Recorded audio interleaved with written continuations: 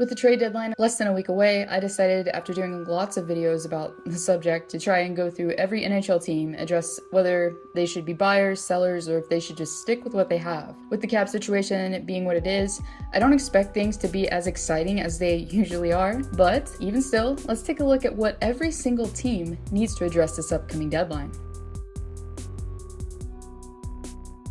So obviously Anaheim is not going to be looking to acquire anyone for a postseason run, as they've, been the bottom feeder in their division, and would be pretty smart to try to cut their losses in this case in order to gear up for the upcoming draft and, make more cap space. I think obviously the piece most likely to be moved here will be Rickard Rakell, as he's been on the block reportedly for a while, and really for teams looking at his cap hit, the forward would be an attractive addition to add to any team that's looking to add a versatile player that could play either side on wing. He is injured right now, so a team probably acquiring him would logically be looking at the big picture.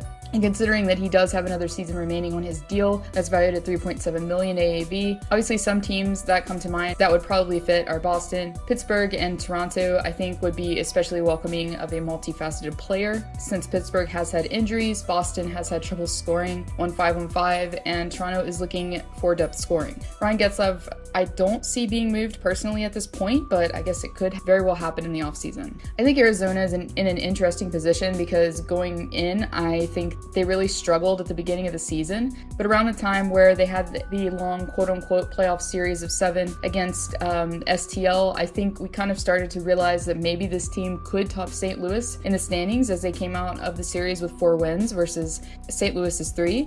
So for the fan base especially, it's probably kind of a delicate situation, as the Coyotes will not be granted a first overall pick by the league. Therefore, even though they are looking like they could make the playoffs, in my opinion, Arizona isn't ready to tear through, say, a Vegas, Colorado, or even Minnesota. Therefore, as crazy as it sounds, I think they could still make a big move. With that being said, they could look at a guy like Connor Garland to ship out of town. I mean, with the ridiculous season that he's had with 30 points in 38 games played on an entry-level salary of under $1 million, his value is definitely going to be up there.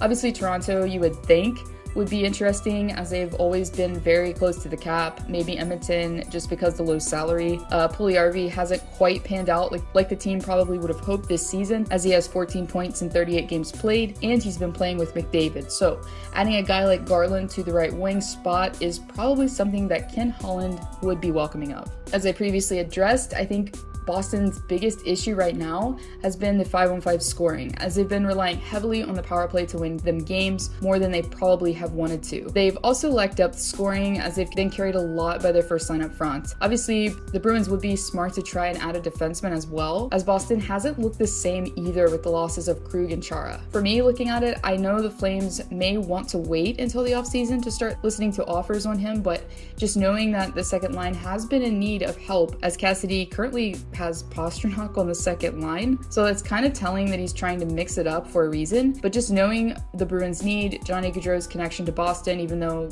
stronger connection to Philly, but still, I mean, it seems like the perfect scenario.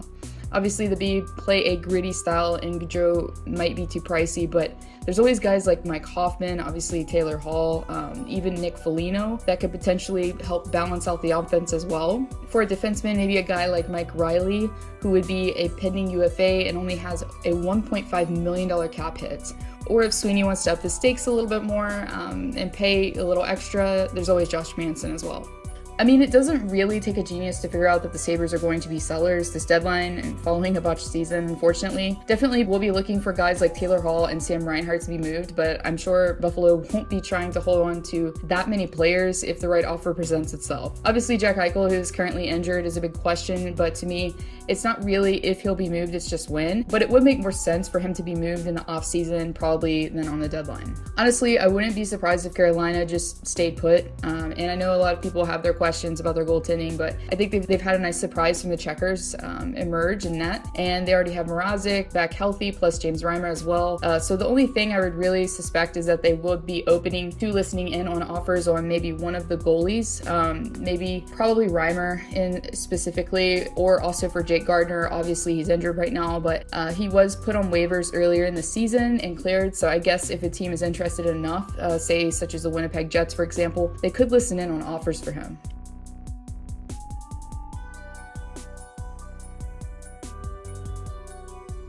Another kind of team that's on the cusp of being a playoff team, but with their momentum kind of coming to a standstill here recently and Nashville climbing up in the standings, it would be pretty shocking to me if they made a huge move and acquired a rental. One guy that they could look to trade off in order to clear up some cap space, though, is veteran Carl Soderberg. Outside of that, the Hawks are kind of in limbo right now, a little, as I think, especially with the Tays uncertainty, they aren't really going to be doing a lot. Definitely one of those top tier teams that will be a buyer for sure. Colorado, after getting back a couple of their key guys in Cale Makar and Nathan MacKinnon, have really appeared to be the team that we expected them to be.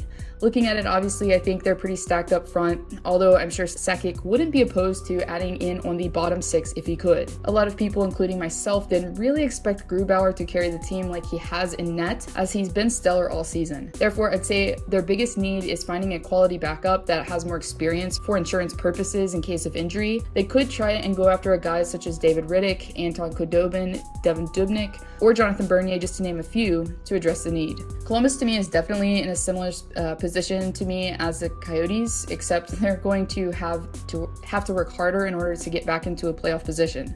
I think if there was one team, maybe aside from Calgary or Dallas, that has the most soul searching to do, it'd probably be this team. As the Line A trade hasn't worked out, there's been Tortorella drama, so for me, I'm really expecting just about anything to happen here. Jackets captain Nick Foligno and David Savard seem to be the cream of the crop that might be up for grabs, as both players have a lot to offer any cup contender. Foligno would be the perfect fit in Boston, maybe Minnesota, or even Toronto, I'd say. Actually, definitely Toronto. Savard, definitely Winnipeg, maybe Boston or Montreal. For me, I didn't expect Dallas to be where they are in their division, but really, who did, in all honesty? I think they'll probably be doing a lot more business in the offseason, but I wouldn't put it past them to trade off Anton Khudobin, who would be appealing, I'm sure, to several teams that are looking to bolster their crease and get a little more insurance in net.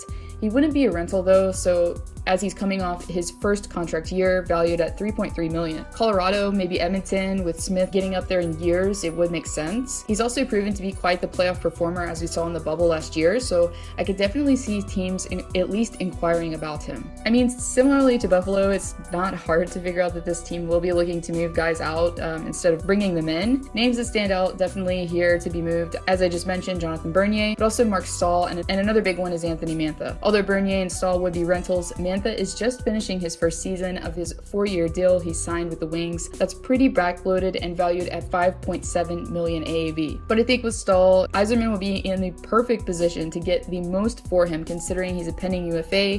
Possibly Edmonton or Tampa could be interested in his services. Definitely for Edmonton, out of all the deadlines, I'd say during the McDavid era so far, this one is probably the one that brings the most pressure with it, as the Oilers have been amongst the best for most of the season in the North, as they're currently in the top 3. Therefore, if I'm Ken Holland, I think I'd be trying to solidify goaltending by going after either a short-term fix, such as a Bernier or Dubnyk, but best case scenario, land a goalie with more term on his deal, such as one of the two tennies in Columbus and Korpisalo or Maurice Lincolns, or even an Anton Khudobin from Dallas. Besides the Connor Garland mention, if Edmonton can afford a guy for the bottom 6 in an inexpensive route to their cap situation, a guy like Luke Glendening, who's finishing up his 4-year deal with the Wings with only a $1.8 million AAV, might be ideal. Obviously with Florida, their biggest need is going to be finding a temporary replacement for Aaron Ekblad while he's on the mend. I mean, I really wouldn't put it past them to go big otherwise and try and go after some of the bigger pieces on the market considering their cap, as the Panthers have been the biggest surprise to many of the season. Therefore, considering where they are in the standings and the fact that they haven't played like this since, Gerard Gallant was behind the bench, all hands will definitely be on deck this deadline. Wouldn't be surprised if they took a swing at Taylor Hall, as out of all of the contending teams, they're going to have the most cap space to work with due to the Ekblad injury and the injury relief. Outside of Hall, trying to go for a guy possibly like Vince Dunn, since Ekholm might be out of the potential picture from St. Louis, might be ideal, as he has an inexpensive cap hit and would also be a rental. Well, obviously, in an ideal world, moving Jonathan Quick and his $5.8 million cap hit would be ideal for Los Angeles, as they've been able to develop Cal Peterson into being the guy for them. But as most teams are going to be bound by financial constraints, taking on a goalie contract like that probably be something that most GMs would pass on. But one guy who probably would garner some interest on the market, is power forward Dustin Brown, as Brown has been having one of the best seasons he's had in a long time. The forward not only brings the Stanley Cup experience, but also is versatile and can play on either side on wing. I could really see him fit, especially with Pittsburgh, because they have reportedly been looking for a power forward. Overall, Minnesota has looked like a well put together, thriving team this season, especially with the addition of Kirill Kaprizov up front. Although I definitely say their defensive core and goaltending are set right now, it wouldn't hurt for Billy Guerin to try and bolster the bottom six where he can. With that being said, trying to go after a guy like Nick Foligno that isn't bound to one position would be ideal, as not only is his brother on the team, but the Wild also plays a style that's very similar to the one he's been used to for so long in Columbus. If not, Guerin could try and sway Nashville in order to make a Marcus Granlund reunion happen if they're willing to part ways with the forward now that they're in the playoff picture.